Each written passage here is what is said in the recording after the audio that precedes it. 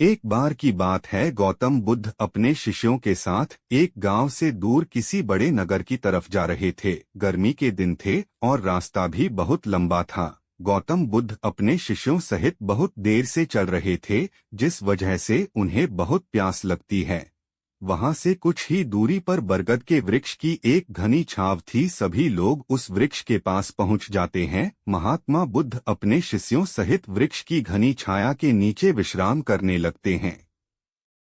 बहुत देर से चलने की वजह से सभी का गला प्यास से सूख रहा था। यह बात बुद्ध जानते थे। बुद्ध ने अपने एक शिष्य को कहा, आप इस बरगद की छाया से 20 कदम दूर जाकर बरगद की 2 बार परिक्रमा करके वापस आओ। शिष्य वैसा ही करता है जैसा बुद्ध ने बताया।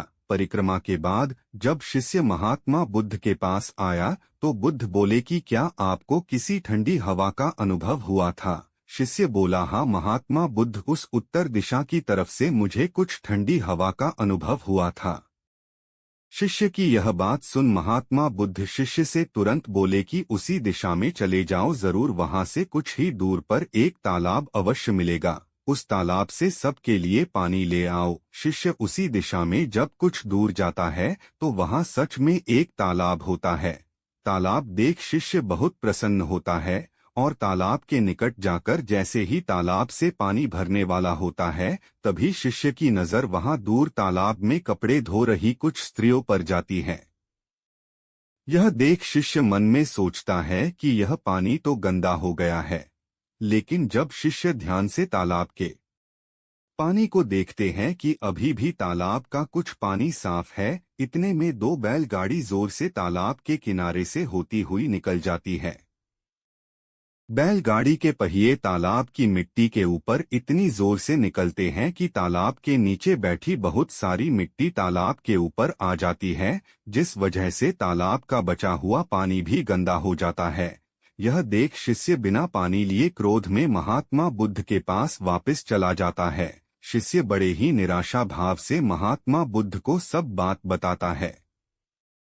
शिष्य की बातें सुन सभी शिष्य बोलते हैं कि हमें तुरंत यहाँ से निकलना चाहिए, किसी दूसरी जगह पानी की खोज करनी चाहिए, वरना प्यास के मारे जान निकाल जाएगी। इधर महात्मा बुद्ध सभी को शांत होने के लिए कहते हैं और बोलते हैं कि धीरज रखो, कुछ देर यही बैठो, उचित समय आने तक संयम बनाए रखो।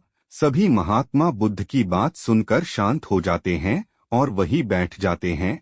कुछ समय बीत जाने के बाद महात्मा बुद्ध फिर से अपने शिष्य को उसी तालाब से पानी लाने के लिए कहते हैं। शिष्य बिना कोई सवाल किए उसी तालाब से पानी लेने के लिए फिर से चला जाता है। तालाब की हालत देख शिष्य को यकीन नहीं होता। तालाब का पानी पूरी तरह से साफ होता है। यह देख शिष्य बहुत खुश होता है और पानी भरकर महात्मा बुद्ध के पास जाता है। सभी पानी पीकर अपनी प्यास बुझते हैं, लेकिन अभी भी सबके मन में ये एक सवाल था कि आखिर यह चमत्कार हुआ कैसे? तालाब का सब पानी तो गंदा था। उन्हें लगा कि जरूर ये बुद्ध की शक्ति है। इनमें एक शिष्य ने यह सवाल महात्मा बुद्ध से पूछ ही लिया कि यह चमत्कार आपने कैसे किया? शिष्य का जवाब देते हुए महात्मा बुद्ध बोले कि यह कोई चमत्कार नहीं, यह आपके सब्र का फल है। यह फल है आपके सब्र बनाए रखते हुए उचित समय के इंतजार का। जितनी देर हम सब लोगों ने सब्र किया, उतनी देर तक तालाब के पानी के ऊपर तैर रहे सभी गंदे तत्व और मिट्टी तालाब के पानी के नीचे बैठ रहे थे।